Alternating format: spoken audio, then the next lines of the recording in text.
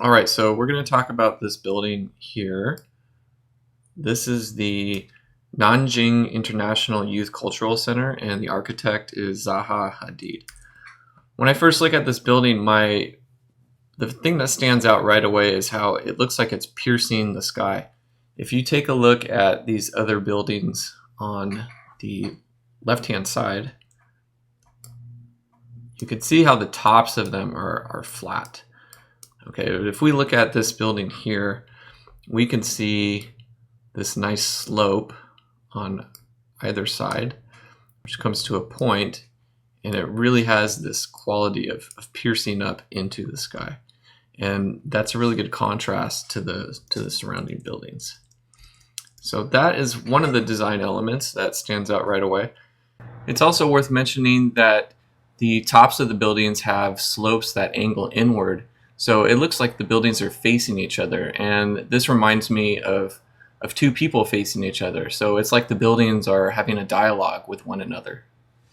The other element that I really like as I view it from this angle is this subtle diagonal here, which you can easily see because that white line is surrounded by two darker shapes on both towers here. So what does this do? What is the purpose? Well, this gives the building some movement. So something that you need to understand is that if you're trying to create movement, then you've got to use diagonals or you've got to use curves. That is the only way. Otherwise, you'll have something static, and static's not bad. Okay, let's not misunderstand each other. Static just means we're using a series of horizontal and vertical lines. So if you look at the buildings on the left-hand side, they are horizontal and vertical lines. They are static. Okay, they don't have a quality of movement. So that might be a personal thing that you need to think about as you're designing. So this building, even though it's perpendicular to the horizon line, it does have that slight tilt, that slight diagonal on each one, which gives it this nice release of kinetic energy. Okay, here we have a different view, and I want to focus on this shape right here. So we have this diamond-like shape, and that, take note of that, because that is a repeated motif that you're going to find throughout the rest of these images that we're going to look at. And you can see it on the exterior of the building too. You can find it all over, okay, which is creating a pattern, is creating a texture. We can see it here as well. Okay, we can actually discover it over here too, just from this photograph. So take note of that as we investigate these next few photos. So here's a close-up, and that texture I was talking about right here. To me, it has this reptile-like texture, or we could say it has a feeling of textiles or something that's woven. And what I like about it is how there's a gradient from big to small. So visually and optically, it creates this value gradation. There's a nice integration from the large shapes as we look in the center towards the outside of this white shape that is interlaced with the surrounding dark shapes. So that's a nice textural gradient. We can also find this diamond shape being repeated in these areas as well. And again, there's a gradient too. They get smaller and progressively get larger and more distorted until we get up into these long chambers of lines that carry our eye upwards. And we find them over here too. And we also have squares, which are a diamond in structure too. They're just 90 degrees on all four corners. Okay, this one here, let's investigate those diamond shapes again. So you can find them up here in the ceiling, and those are light, and we can find these dark ones as well. This is really nice idea because these light areas are where the light is coming through, the natural light is coming through during the day. And these dark areas here, those are interior lights. So what's going to happen at night? Well, these interior lights are going to be bright and they will illuminate the space. And then these light areas here are going to go dark because the sky is going to get dark. So that's a really nice reversal idea happening there. And let's take a look at the rhythms inside of this interior here. So we have this really big sweeping rhythm that is carrying our eye downward this way. We have this sweeping rhythm which flows our eye back that way. We have this rhythm here, and we have this rhythm here. There's a ton of movement in this interior. There's a lot of action. There's a sense of a dance that's happening inside this space.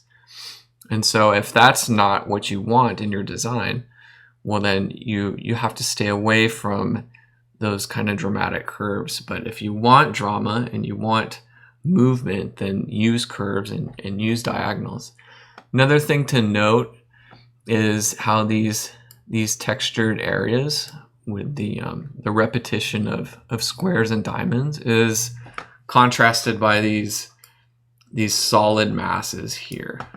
And I want you to look at how the solid masses are variable in width as well. So we have this width here, and we have a different kind of width right here, and we have a different kind of width here as well. So don't forget about variety of the thickness of your shapes and the size of your shapes. You can see those squares and diamonds are variable in shape as well.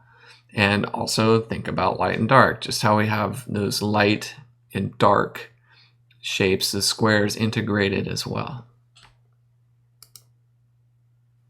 And this last photo here, again, it's very dynamic in its movement, really beautiful curvilinear rhythms, and it's pretty straightforward. It's pretty obvious here. We have this rhythm here, and we have these rhythms here. It's really hard to find a straight line in this room. You can see the lights are following the contour of the ceiling as well. And on every single individual panel here, the lights are following that rhythm. And they also end in a nice diagonal rhythm too. Okay. You even have a curve in the speaker here. So like I said, you're going to be hard pressed to find straight lines. You find a few straight lines here, things like that. But these major rhythms are carrying our eye this way as well. And of course, how you view the rhythm in a live space is gonna differ depending on where you're standing in the room. All right, let's look at this. I'm making a comparison here. I actually have no idea if this interior space by Zaha was influenced by a whale shark. But when I looked at the space, I immediately thought of a whale shark, and the resemblances to me seem kind of uncanny. If you just look at the opening space here, it really resembles, the shape of it anyways, really resembles the shape we see in the mouth of this shark.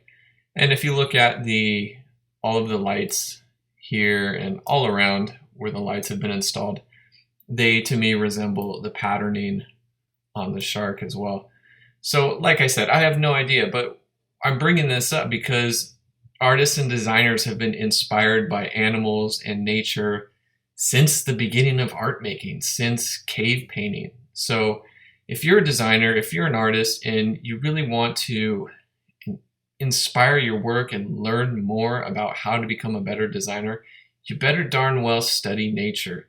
You better covet it and explore it and learn it and use it to influence your designs, because it has spectacular secrets to be discovered. And the more you practice drawing it, studying it, and observing it, the more that's going to be imbued into your design, into your artwork, and it will have a greater power to it.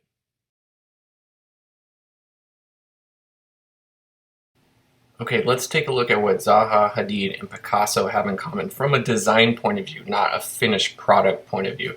If you look to the right, I've put a Piet Mondrian painting for comparison to the Picasso, because just like we examined the buildings outside of the Nanjing International Youth Cultural Center building, they were very static, and this Mondrian painting is also very static in comparison to the Picasso painting. So look at the rhythms in the Picasso painting. You can see this large curving rhythm here. You can see a lot of diagonals that are spread throughout the picture. So this painting is very dynamic in comparison to the static Mondrian painting to the right of it. And again, I want you to know that static is not bad. It's just it's lacking movement. So we want to differentiate the two, have an understanding of that. We can also see in the Picasso painting that the triangles are a major motif in this picture, just like the Zaha Hadid had diamonds that were a major motif in her building. So we can find these triangles that are spread throughout the composition. They're balanced everywhere. There's a ton of triangles. Also, we will find pattern in this painting as well. If you look at the diamond-shaped pattern right here, you're going to be able to find that and look for it in other areas of the painting as well. So we can find it in the arm, and we can also find it up here in this little picture within a picture. And another pattern are these lines, and this linear pattern is spread throughout the painting as well. And it's balanced, just like how Zaha would balance her pattern and texture throughout various rooms in her building, as well as the exterior of her building. So I hope you can see the similarities in terms of the design approach between a painting and a building, which of course are two very different things, but the approach, the conceptual design approach, is the exact same thing. All right, so a quick review. The buildings on the left and the painting on the left are similar. They are comprised of static lines, vertical lines, and horizontal lines. Okay, so they are lacking movement. So vertical lines and horizontal lines create stability. The tall building and the painting on the right-hand side, the Picasso, those are more fluid. Those are more dynamic. They have more movement, more energy. They are comprised of diagonal lines and curving lines. As you can also see, the bridge structure, the circular structure, has a lot of movement because of its curves. We also talked about things like shape repetition.